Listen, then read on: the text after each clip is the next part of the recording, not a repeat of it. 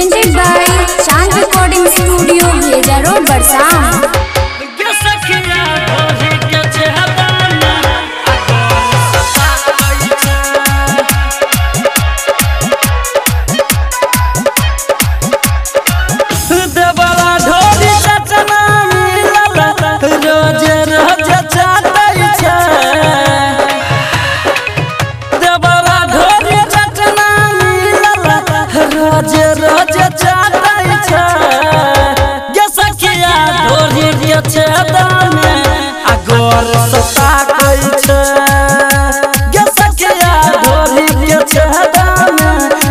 बड़ा हतार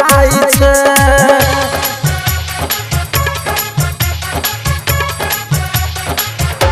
के सखिया DJ Sumit Satish Ranjan, Sumit Satish Ranjan. के सखिया ढोली के छेदा में आधे बड़ा हतार छै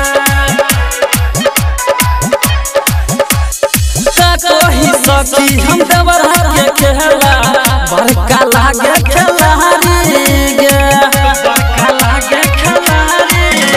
हाँ सुसै छै रोजे घर से बहरा पिए छै मांगा के तारी गे नशा में बैठै जाबा घर के दिशा ताकै छै नशा में बैठै जाबा घर के दिशा ताकै छै गे सखिया ढोली के छेदा में अगोर सता कई छै गे सखिया ढोली के छेदा में अदबरा हता कई छै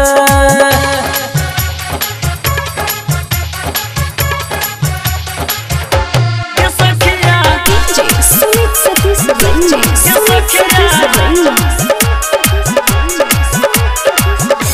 के सखिया ढोली के छेदा में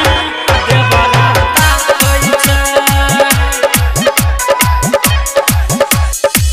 के गबन में चल गेलै सजनमा मजा के देवरा उठाबै छै